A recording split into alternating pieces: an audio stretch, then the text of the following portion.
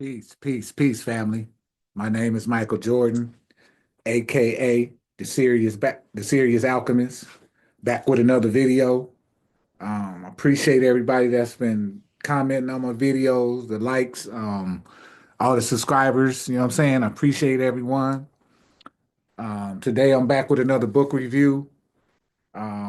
Today's book review is a pretty good book.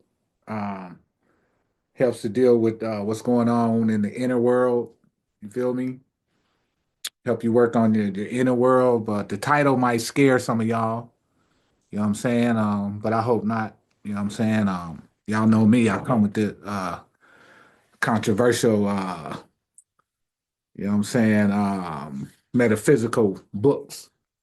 But this book today is Bobby turned me on to this book. You know what I'm saying? Most of the books I got was I got from Bobby's. You know what I'm saying? I went out and got a lot of books that Bobby spoke about. But this book in particular is one of the really, really good ones. This book you can use, you know what I'm saying, to work on your inner self, to work on your inner demons, if you have inner demons, and if you understand what the word demons is, because demon, a lot of us been taught about demons growing up through the church. We've been taught that demons were bad and demons was evil and all this kind of thing. And demons really ain't that. Demon is something totally different. You know what I'm saying? If you look at the word demon, comes from the word daemon. You know what I'm saying? And it just means the hidden one. Just like Amen, Ra means the hidden one. You know what I'm saying? Amen, and you got demon, like the same part of Amen is in demon. Because you got I say daemon, Daimon, the daimon. And then you got the demon or the amon, right? So if you look up the word demon in the ancient world, it really meant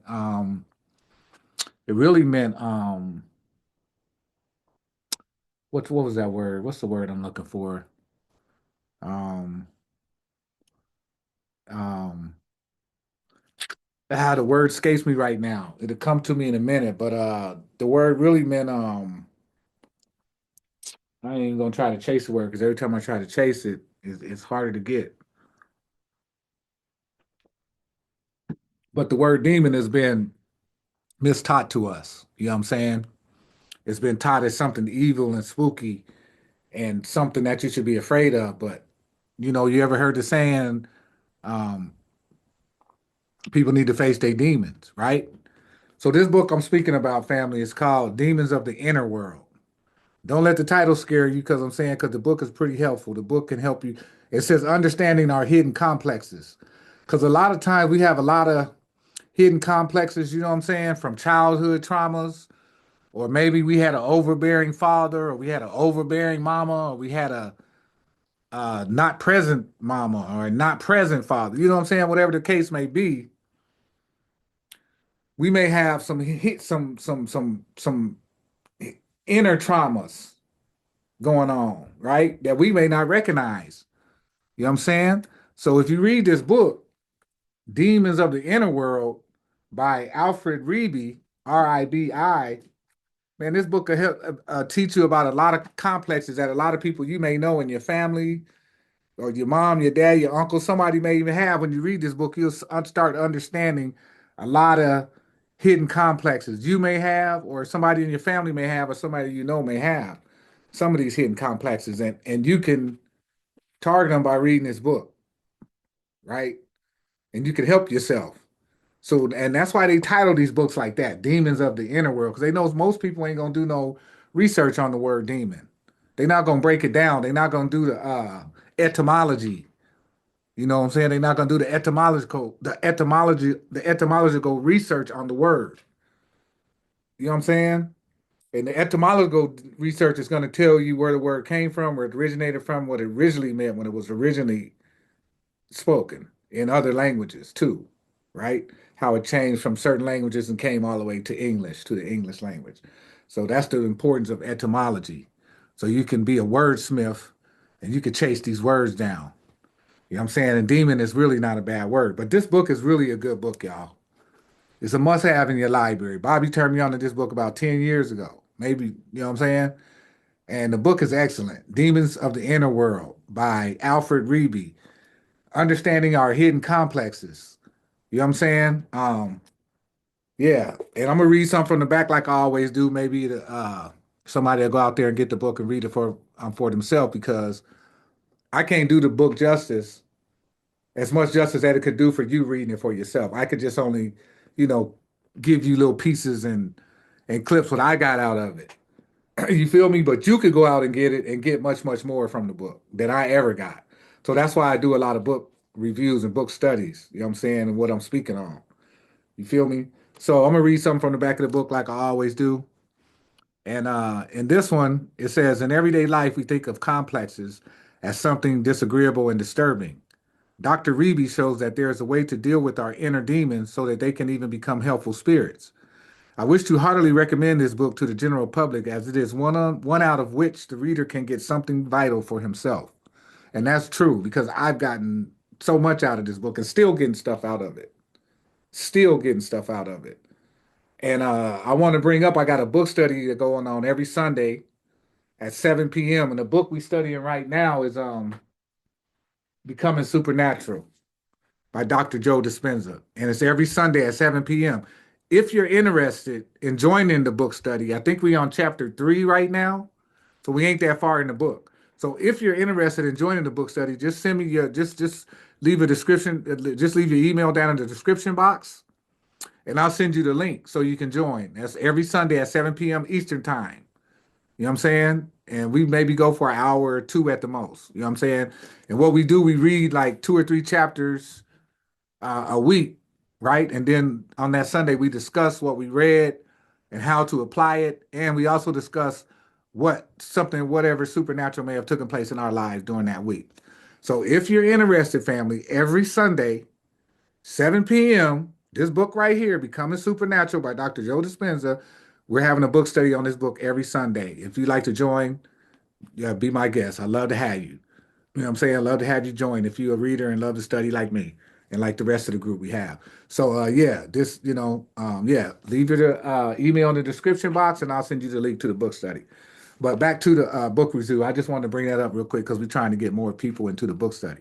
But anyway, any more people that's interested because I want people that's interested. I don't want people that just gonna say they gonna show up and then don't show up. You know what I'm saying? You know what I'm saying? If you're interested, cool. If you're not cool, it don't really matter to me. But if you're interested, we love to have you. I mean, we really would. The more, the better.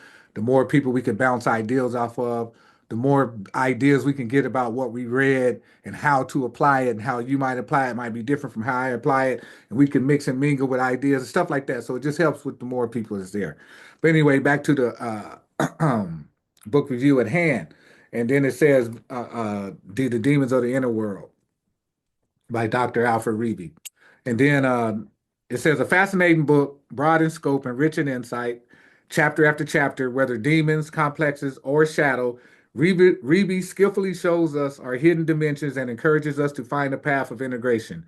A marvelous reinforcement of the age old tenet, know thyself. You know what I'm saying? And I love that saying, know thyself, because the more I know myself, the more I realize I am the ritual.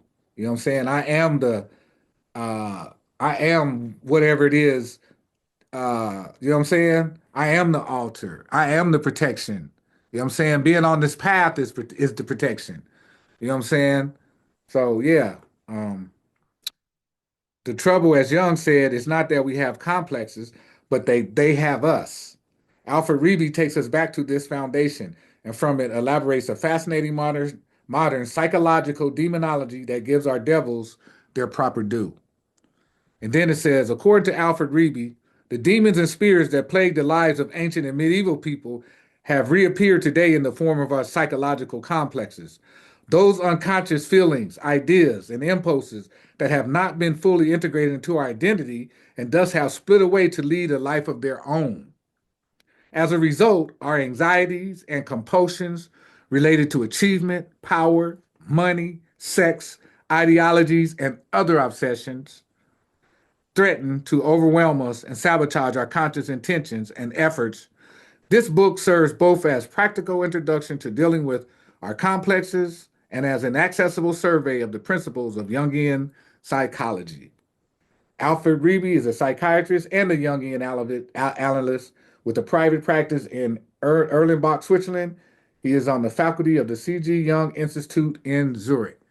Family, if you don't have this book, get it. Don't let the title scare you, because this book is worth its weight in gold. Trust me, it's worth its weight in gold. And I'm gonna read a little bit something out of here too, family, because you know what I'm saying. We all know people in our lives that we be wondering like, damn, why they be doing so much low vibrational stuff? You know what I'm saying? Why they always on this low vibration? They always on something low vibrational, very low vibrational. You know what I'm saying? When you start to read this book, then you understand why they like that. Because they probably got a demon or a spirit. And that don't necessarily mean that demon is there to harm them or do something bad. It may cause, little friction in your life at the time. And it could take you out if it gets to that level, but um it also they can become helping spirits once you face them. You know what I'm saying? That's where you get the term from, to face your demons. Once you face them, they become helping spirits. But you really got to face your demons. You got to do some shadow work. You know what I'm saying? But I'm gonna read something in here about this lady. You know what I'm saying, that I think might help somebody out there, or make somebody want to go get the book and study it. You know what I'm saying? Because when I get these books, I study them like case studies. You know what I'm saying? Because I want to get something out of it. I don't just get the book just to have it. To tell somebody I got the book. You feel me? I get the book and read it like a case study and apply the knowledge, because knowledge without application ain't no good. So that's why I have the book study every Sunday, so we can learn these things and we can apply them. So if you're interested in a book study, leave your email down in the description box below, and I'll send you the link this Sunday, which is tomorrow at 7 p.m. Eastern Time. So yeah, family, I'm gonna read this piece right here, and hopefully this piece will help somebody that watches this. You know what I'm saying? And Bobby always recommends some hell of a books, man. And this one right here, this one right here was ooh, this one right here. But anyway, it says a woman of about 30 suffering from the most varied physical disturbances was referred to me by a general practitioner after he had treated her without success for frequent headaches, attacks of dizziness, lumps in the throat, and particularly heart pain spreading to the left arm. The patient had already seen a number of doctors who had told her problem was just nerves. This opinion, however, was of no help to her. In addition, she was afraid that some of her brain cells had died, since because of the blockages in her veins, her blood was not circulating properly, or that she had a brain tumor. Following an episode of hyperventilation, cramps resulting from excessive exhalation of carbon dioxide, an electroencephalogram was taken that turned out to be normal. This also failed to calm her fears, as did a normal electrocardiogram. Migraine medication was of little help. Antidepressants had little effect. Since she herself had already considered psychological treatment, her doctor's suggestion fell on fruitful ground. When she came to my office, she was full of hope for relief from years of suffering. She recounted her various anxieties and her fear that she would die young because of her deficient health. She was afraid, despite her doctor's attempts to calm her, in this regard, that the cramp like pains in her chest spreading to her left arm meant that she would have a heart attack. In 23 sessions over the course of a year, the following core conflict came to light. At the age of 14, she had a boyfriend. Her father continually resisted this relationship and finally made her life so unpleasant that at the age of 21, she moved out of the house. A year later, the father suddenly and unexpectedly died of a heart attack, and at the age of 56, they had never made peace.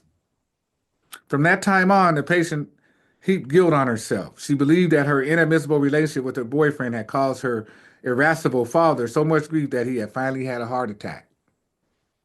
Although she had sought out psychological treatment, she always expressed the fear that it would not really help because an unknown physical process lay behind her troubles. Her symptoms actually emulated those of her father, as though her father could avenge himself by causing her to suffer from the same ailment as himself. She was tormented by persecution dreams. She also dreamed that in a forest deep in snow, she bumped into a corpse and then encountered a police car. Through his death, the father became a vengeful demon who persecuted her. Not only had he damaged her eros to such an extent that she was only able to enter into a relationship with a man again 2 years before she came to me, when she was a child, he had cast such a heavy pall on the domestic atmosphere that she often became afraid that war was breaking out and pulled the bedclothes over her head. When the father died, she was by no means sad. She felt relieved. But even then, she felt a pain in her heart. Just three and a half, just 3.5 years before she came to me, the real troubles began, with pounding and racing of the heart, constricted breathing, lumps in the throat. Her mother more than once accused her of being responsible for her father's premature death. Damn, that's a lot to accuse somebody of. But anyway, let me read on. Her godmother told her that the father had complained to her of how much he suffered from the tension between himself and his daughter. Nonetheless, whenever she came home, he always treated her as though she were hardly there and remained irreconcilable. Self-sacrificingly, she took care of her mother after the father's death so that she would not have to reproach herself in the same way once her mother died. In spite of all this, she dreamed that her mother suffered a heart attack and she arrived too late. In the meantime, the patient's symptoms have begun to abate. She feels better, but the work on her neurosis continues. Was the father really a demon who persecuted the patient relentlessly? Or did she only experience him that way? This question cannot be answered because the complex is constituted by a mixture of both aspects. On the one hand, the patient can only experience her father in accordance with her archetypal preconceptions. On the other hand, particular behavior activates a particular archetypal image out of the array of the archetype present. For this reason, Plato held that demons were mediators between humans and the gods. The gods are the archetypal conceptions, humans represent individual concrete experiences. The active element is the complex, here a father complex, which is constituted by both aspects. It caused illness because it took possession of consciousness. Now that's deep. That's deep. Possession is characterized by the inaccessibility of the afflicted individual to any logical argument. All her doctors had assured the patient that her illness was not physical. Even she herself was ready to believe this. But again and again, she was overcome by doubt. The power of the demon was so great that she altogether lost her ability to breathe when, in an active imagination, meeting her father in the garage, she tried to communicate with him. That the layman has hardly an inkling of the power and impact of complexes can hardly be held against him. What is worse is that many psychiatrists carry on as though they know nothing of complexes and try to treat them by suggestion. Their daily practice should provide them with enough examples to convince them that this is not possible. Among the plug, excuse me, among the public as well as among professionals, behind the denial of demons is hidden a deep rooted fear of them, which has existed since the beginning of mankind. The ancients never grew weary of giving expression to the menace of the demons. Since the Enlightenment, Western man has taken pleasure in either negating the existence of demons or ignoring it. Both attitudes are dangerous, for therein speaks psychic blindness or poverty of consciousness. Family, get this book. That's on page what I just read is on page starts on page let me see what page did I start that on. Oh, it starts on 88, page 88. You know what I'm saying? Um, this book is worth having in your library. So, man, there's a lot of people out here with so many mom and daddy complexes. They can't get past what their mama wanted them to do, or they can't get past what their daddy wanted them to do, or they can't get past what their daddy did to them, or whatever somebody did to them. You know what I'm saying? You gotta. This book will help you understand. You know what I'm saying? This book will help you understand why a lot of people running around here mentally sick. They're not using their internal intelligence. They're using their outer, I wouldn't even call it intelligence, but they're using the exoteric parts of their vehicle instead of the esoteric part. You know what I'm saying? And that's where the healing begins on the inner world, in the inner worlds. And that's why it's called demons of the inner world. You know what I'm saying? Because Whether you know it or not, when somebody in your family member makes the transition, when they make that transition, they go to live inside of you. You know what I'm saying? You got a whole universe. You got whole universes and dimensions living inside of you. Like it says in the Bible, in my father's house is many mansions. And that's inside. That ain't out here. Ain't nothing out there. That ain't nothing but a damn hologram simulation. Nothing out there. The real shit is on the inner world. So that's what this book is giving you.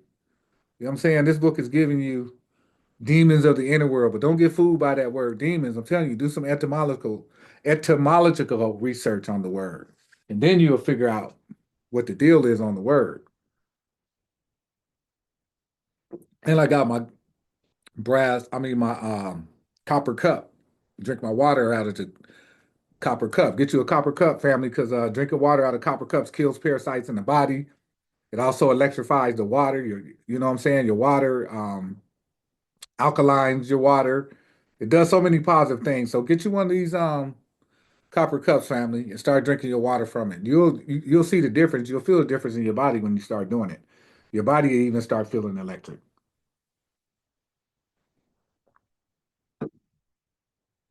But family, this book right here is serious. Um,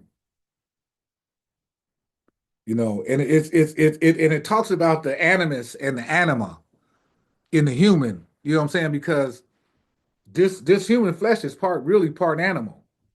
You know what I'm saying? The higher parts of us is the spirit. You know what I'm saying? And that's what, you know what I'm saying? That's what we're trying to get to, them higher parts of ourselves and leave these lower levels, you know what I'm saying, leave them where they're supposed to be. But yeah, this book right here, man, explains a lot. It really does explain a lot. So, you know what I'm saying? I just can't stress how much, you know, that you can learn from this book. And you can learn about other people and the people around you, people in your family. Because the people in my family, I got certain people in my family, I just don't even go around them because they so negative. They just so low vibrational. But I understand they just need to be healed. They haven't healed themselves, and they don't even know how to heal. They don't even know nothing's wrong with them. As far as they concerned, their life is perfect. There ain't nothing wrong with them. You know what I'm saying? But they do the most low vibrational stuff, man. So you know what I'm saying? This book just helps you to understand and helps you. It maybe can help those people when you read this book. You might be able to help them. You know what I mean? And not in a way that you're going to try to help them. They have to come to you. They have to want help. You know what I'm saying? But this is just good information to know. And then there's another little piece back here in the back I wanted to read. And it's talking about dead people in one's head, parapsychological apparitions on page 174, right? And it says, the mysteries of the church are more and more being lost. We do not know how to relate to them anymore. They no longer connect with anything living and numinous for us. The miracles of the Bible, once a proof of the truth of Christ's message, are now ridiculed by some of as superstitious leftovers. Others would like to authenticate them on the basis of parapsychology.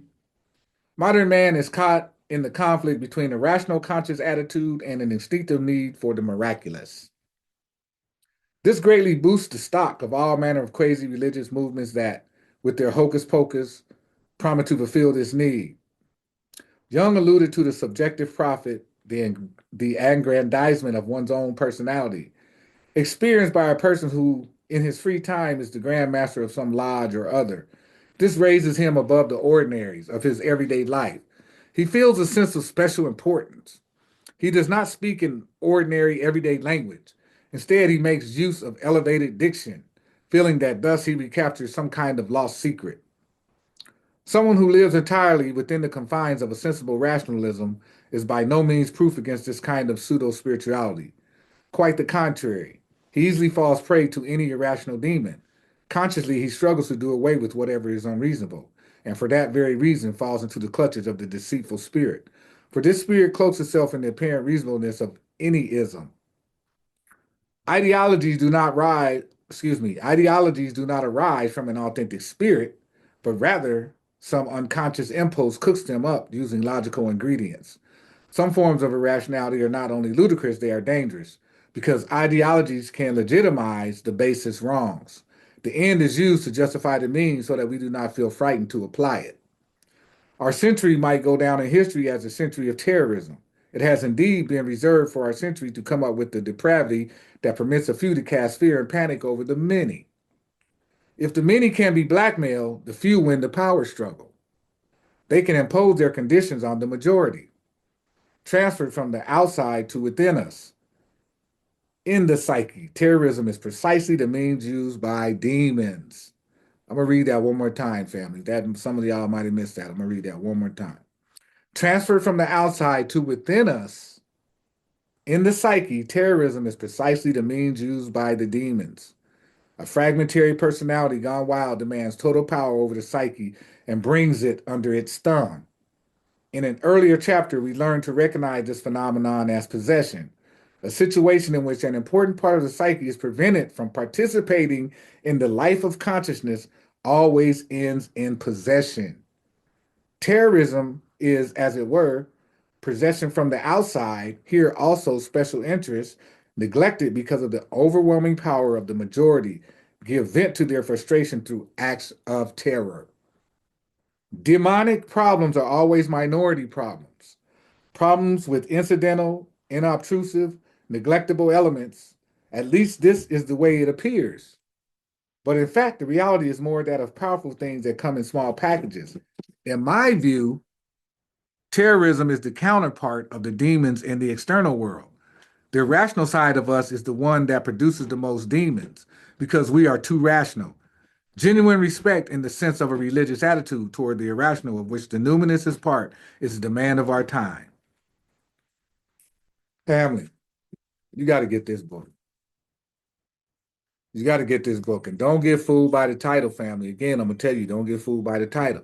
And this is something else, too, I want to tell the family, too. I got a podcast that I want y'all to check out, too. It comes on every Sunday at 1 p.m. Eastern Time. It's the High Vibe Tribe, and we're on Discord app. You can listen to us on the Discord app. Anybody got the Discord app? Just go to the Discord app, look for the High Vibe Tribe. Boom, you can listen in every Sunday at 1 p.m. Eastern Time. And I got a book study every Sunday at 7 p.m. Eastern Time. But that's with this book right here, Becoming Supernatural. So if you want to learn how to become supernatural, join us every Sunday at 7 with this book. You know what I'm saying? And and then at 1 p.m. we got the podcast. Is myself, the Sirius Alchemist, my brother Jay Hooks, my brother Speculum Ambulum, my sister Dr. Sublime, and my other sister Queen Oracle P. All of them dropping, all of them knowledgeable. You know what I'm saying? Yeah, we go in every Sunday, so y'all check us out. And get this book, family. Get this book, Demons of the Inner World. You really enjoy it if you really want to understand your hidden complexes. You know what I'm saying? Because I know a lot of people out there don't even know they got them. They don't even know they got complexes. So get this book. It's a must have in your library. So, like I said, got a book study going on every Sunday, 7 p.m. Eastern Time. Podcast every Sunday, 1 p.m. Eastern Time. The High Vibe Tribe. Check us out. You know what I'm saying? Plus, us, everybody that's in the tribe got their own channels. You know what I'm saying? Check their channels out because everybody's doing the same thing I'm doing. We all vibe off each other and we always vibing high. So check us out, the High Vibe Tribe. You feel me? On Discord, on the Discord app. Just download the app and look for the High Vibe Tribe. We right there. Boom. You can listen to us. So again, I'm going to end the video. And if you like a reading from me, I do readings. I'm in the tarot, I'm in the astrology, pretty heavy. Um, all my decks over here. You feel me? So anybody interested in a reading, astrology, tarot, hit me up. Leave I'll leave my email in the description box. And you know what I'm saying? Until the next time, family, the next book review. My name is Michael Jordan, aka the Serious Alchemist. And as y'all know, I'm serious about my shit. You feel me? So until the next time, family, peace.